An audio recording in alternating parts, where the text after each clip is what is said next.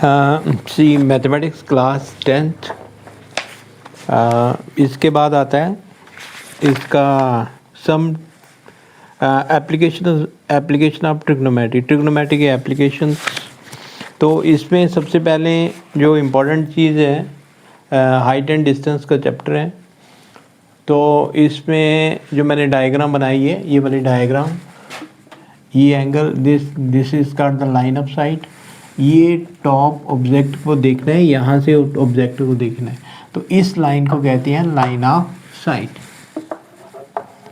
ठीक है, line of site ये वाला लेवल जो ज़मीन का लेवल होता है, इसे हम कहते हैं horizontal level. And this angle is called angle of elevation. ये वाला एंगल ऑफ एलिवेशन, ये ऑब्जेक्ट है यहाँ से लेके यहाँ तक। ठीक, ये ऑब्जेक्ट का टिप है ऊपर टॉप पे, तो यहाँ से देखना है, तो इस एंगल को कहते हैं, ये जो एंगल थीटा बना है ना, angle of theta, this angle is called angle of elevation. Angle of elevation यहाँ पे हाँ, the angle of elevation is the point viewed is above the angle formed by the line of sight with the horizontal when the point being viewed in above the horizontal level। जब भी कोई object horizontal level के ऊपर रखा हो, यहाँ पे ये हॉरिजॉन्टल लेवल है, ये पूरा level, this is the level. Horizontal level के सपोज करेंगे ये एक कोई बिल्डिंग है, ये उसका टॉप है, यहाँ से बिल्डिंग को देखें और जो एंगल बनता है उस एंगल को हम कहते हैं एंगल ऑफ एलिवेशन। ठीक है, तो इस लाइन को कहेंगे लाइन ऑफ साइट।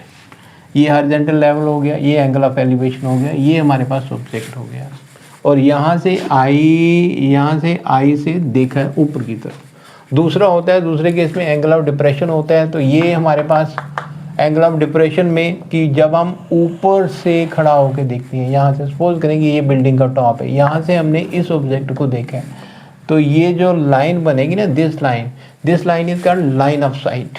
ठीक, और ये वाला हॉरिजॉन्टल लेवल, ऊपर जो हॉरिजॉन्टल लेवल है, और ये जो एंगल कंस्ट्रक्ट होगा हमारे पास बनेगा, this angle is called angle of depression. अब ये लाइन और ये लाइन जो ज़मीन का लेवल है, दोनों पैरेलल हैं, जो एंगल ये बनेगा वही एंगल हमारे पास ये बनेगा। ठीक है, this angle is called angle of depression. Angle of depression कब बनता है? जब ऑब्जेक्ट हॉरिजॉन्टल लेवल के नीचे हो, ये जो हॉरिजॉन्टल लेवल है, इस हॉरिजॉन्टल लेवल से नीचे हो और हम ऊपर से बैठ के नीचे की तरफ देखें। ठीक, तो ये एक एंगल ऑफ एलिवेशन, दूसरा एंगल ऑफ डिप्रेशन। देखें डायग्राम, ये वाली डायग्राम बनाई है, angle of depression, horizontal level, line of site. ठीक, और इस पे एग्जांपल है, पहले मैं एग्जांपल करवाऊंगा। Example number 1, A tower stands, see in this example page number 135, A tower stands vertically on the ground. एक टावर जो है ना वो वर्टिकली स्टैंड हुआ है ग्राउंड पे, ये वाला टावर। ठीक है, अच्छा, from the point on a ground पे कोई एक पॉइंट है which is 15 metre away from the foot of the tower. Foot of the tower, tower के फुट से कितना मीटर अवे है? 15 metre. The angle of elevation of the top of the tower is found to be 30 degree. Angle of elevation, ये वाला angle, ये angle of elevation, ये theta कितना है? Is found to be 60 degree.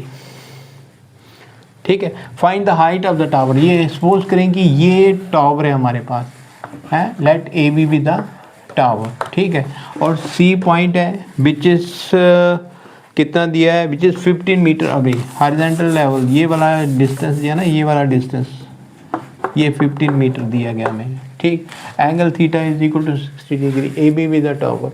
तो हमने find करना है, find the height of the tower. Height of the tower find करना है, हाइट ऑफ टावर। अब इसमें जिन बच्चों को डायग्राम ड्रा करना आ जाएगी उन बच्चों को क्वेश्चन आसान लगेगा, जिनको डायग्राम ड्रा करना नहीं आएगी उनको क्वेश्चन टफ लगेगा।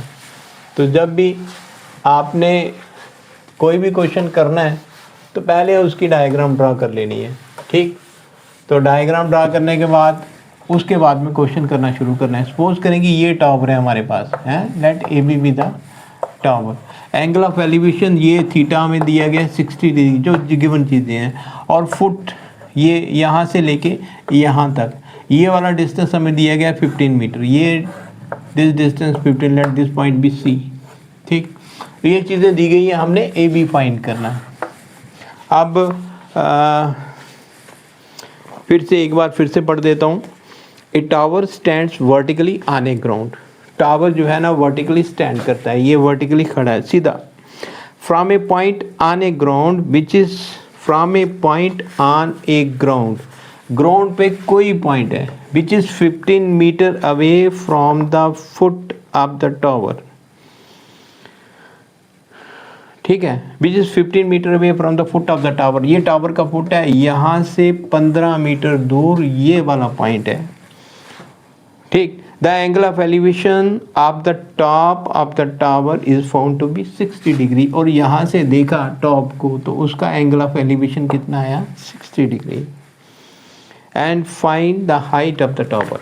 ठीक है, तो यहाँ पे जो गिवन है हमने फाइंड करना है, ए बी फाइंड करना है। ए बी क्या चीज़ है, हाइट ऑफ द टावर। ठीक है, यहाँ ऐसे लिख लें, height of the tower, height of tower is equal to A B. और ये वाला distance B C, it is given foot, tower के फुट से और कोई पॉइंट से ये डिस्टेंस 15 मीटर, और साथ में angle theta is equal to 60 degree. ये एंगल ऑफ एलिवेशन लिखा हुआ है, एंगल ऑफ एलिवेशन। ठीक है, अब क्वेश्चन बहुत ही आसान है। This side upon this side is equal to tan 60 degree. यही होता है ना, मैं इन ट्राइंगल सी बी ए या ए बी सी, कोई ट्राइंगल नाम लिखे, लेकिन बी पॉइंट सेंटर में लिखना है। यहाँ पे एंगल 90 डिग्री बनता है, ये वाला एंगल 90 डिग्री। अच्छा, in triangle A B C we have A B upon, ये वाली side A B upon B C is equal to tangent theta, इसी के बराबर आता है ना tangent theta. Tangent theta is equal to side opposite to, या perpendicular upon base बोल देते हैं, या side opposite to the given angle upon side adjacent to the given angle. अच्छा, A B upon C tangent theta, और theta की जगह यहाँ पे है टेजेंट 60। ठीक, ए बी की वैल्यू फाइंड करनी है, बी सी गिवन है, बी सी हमें दिया गया 15, B C is equal to 15। अब टेजेंट 60 की वैल्यू हमें पता है, it is equal to √3, so A B is equal to 15√3। ठीक है, and A B is the distance and it is given in metre, so it is equal to 15√3 metre. आगे √3 को solve कर लें या यहीं तक रहने दें तो भी क्वेश्चन ठीक है। तो ये एग्जाम्पल नंबर 1 हुई कंप्लीट। ठीक है, इसके बाद में एग्जाम्पल नंबर 2, एग्जाम्पल नंबर 2 है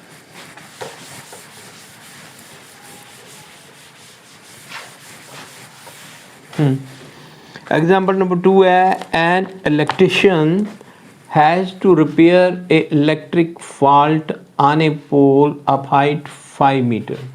इलेक्ट्रिक पोल है जिसकी हाइट कितनी दी गई है, 5 मीटर। ये ग्राउंड है, ये इलेक्ट्रिक पोल है। ठीक है, इस इलेक्ट्रिक पोल की हाइट दी गई है 5 मीटर। ठीक, इसका नाम इन्होंने लिख दिया ए और डी एग्जाम्पल में। ठीक, अच्छा, an electrician has to repair an electric fault on a pole of height 5 meter. She needs to reach a point 1.3 meter below the top of the pole to undertake the repair work as seen in the figure 9.5. ठीक है, उसे कहाँ तक पहुँचना है, 1.3 metre below from the top. ये top से 1.3 metre नीचे पहुँचना है, यहाँ पे पहुँचना है। उसके बाद में यहाँ पे खड़े होके वो आगे रिपेयर वर्क कर सकता है। अच्छा, what should be the length of the ladder that she should use, which when inclined at an angle of 60 degree to the horizontal। अब लैडर जो है ना, लैडर इंक्लाइंड है at an angle of 60 degree to the horizontal, horizontal से angle, ladder का angle है 60 degree, ये ladder है।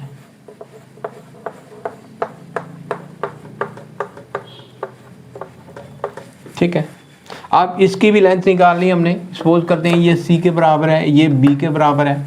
अब लैडर की लेंथ भी निकालनी है और साथ में क्या क्या निकालना है, would enable her to reach the required position, how far from the foot of the pole should she place the foot of the ladder, ये डिस्टेंस भी निकालना है, ये वाला डिस्टेंस। ठीक है, तो यहाँ पे √3 की वैल्यू दी गई है 1.√3 इज इक्वल टू 1.732। ठीक, अच्छा, ये पहले हमें गिवन क्या है, एक ये गिवन है ए डी, ये गिवन है A D is equal to 5 meter, A D is equal to 5 meter. A D क्या चीज़ है, it is a pole, length of the pole, length of pole, ये पोल की। उसके बाद में उन्होंने कहा है कि इसका यहाँ से जो तारें जा रही हैं, ये वाली वायर है, 1.3 मीटर नीचे लैडर लगानी है। ये डिस्टेंस 1.3 मीटर, और ये वाला डिस्टेंस कितना हो गया, A B is given, it is equal to 1.3 metre. So B D किसके बराबर हो गया, B D is equal to, ये टोटल डिस्टेंस 5 है, जिसमें से 1.3 मीटर कम कर देंगे तो हमारे पास कितना आएगा, 3.7, 7 3 10 3 1 4 1 5, 3.7 मीटर। ठीक है, और साथ में angle of elevation theta is given, theta is equal to 60 degree, ये गिवन है। हमने फाइंड करना है, एक बीसी फाइंड करना है, एक फाइंड करना है बीसी, और एक फाइंड करना है सीडी, दो चीज़ें फाइंड करनी है। ठीक, तो अब इस ट्राइंगल, ये वाला डिस्टेंस बी डी हमने निकाल लिया, B D is equal to 3.7। ठीक, अब इस ट्राइंगल, ये वाले ट्राइंगल ले लो, in triangle B D C, it is a right angle triangle, this side upon this side. ठीक है, means B D upon C D is equal to tangent कितना, 60 डिग्री, इसी के बराबर होता है ना, B D upon C D is equal to tangent 60, B D is the side opposite to angle theta and this C D is the side adjacent to angle theta. ठीक, इसके बाद B D upon C D, अच्छा C D हमने निकालना है, B D की value दी गई है 3.7 upon C D is equal to tangent 60 की वैल्यू √3, तो इसे सिंप्लीफाई करेंगे, 3.7 by √3 is equal to C D. ठीक, 3.7 √3 ऊपर मल्टीप्लाई कर लो, √3 नीचे मल्टीप्लाई कर लो, is equal to C D. So ये हमारे पास 3.7 और इसकी वैल्यू आती है 1.732, और ये इन दोनों का 3 आ गया। ठीक है, is equal to C D. अब इसे सिंप्लीफाई करना है, इन दोनों को मल्टीप्लाई करना है, 3.7 1.73 3.7 मल्टीप्लाई करेंगे, 7 3 21, 7 3 21 2 बचे, 119 और 2 121, 102, 17 7 119। ठीक है, अब 3 9 3 3 9 7, ये कितना, 17 3 51, 17 34, 17 3 51, PT1 1 9 9 और 1 10, 2 1 3 और 1 4 5 और 1 6। ठीक है, अब 2 डिजिट ये छोड़ के, 3 डिजिट छोड़ के 6 पॉइंट कुछ बनाइए, 6.40 डिवाइडेड बाई 3, 6.401 डिवाइडेड बाई 3, 3 दूना 6, ठीक है। पॉइंट यहाँ पे 4, तो कितना 3 एकम 3, 1 4, 3 3 9, 3 3 9, 1 10 11, 3 3 9, ठीक है।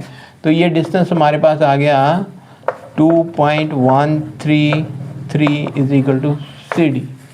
यहाँ आप यहाँ तक भी रहने देते हो ये वाला distance, C D is equal to, यहाँ आप ऐसे भी लिख सकते हो C D is equal to this value, ये वाला 3.7 इंटू रूट 3/3, ठीक है। अच्छा, ये डिस्टेंस आ गया सी डी। सी डी के बाद हमने निकालना है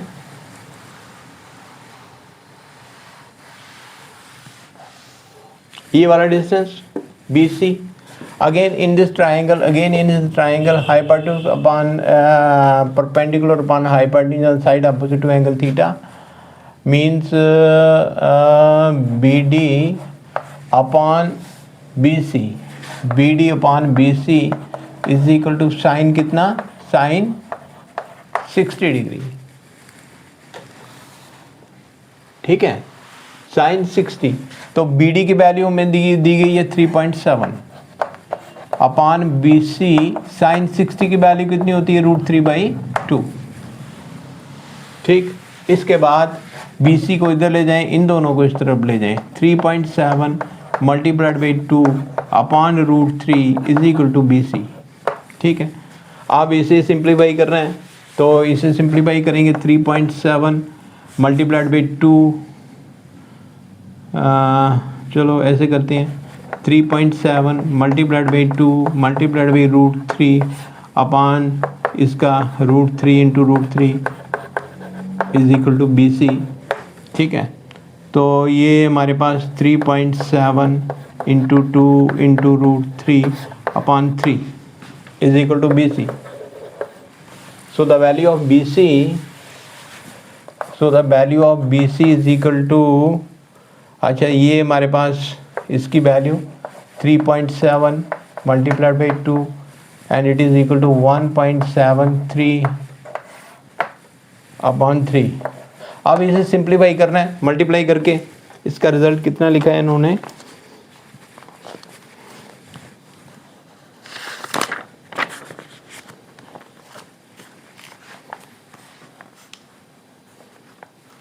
BC लिखा हुआ है 3.7 मल्टीप्लाइड बाई 2, ठीक है, by √3 is equal to 4.28 approximately, 4.28 metre approximately.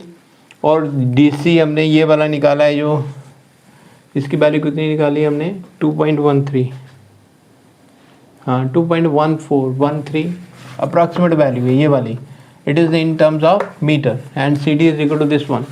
तो ये था, 2 एग्जांपल की मैंने।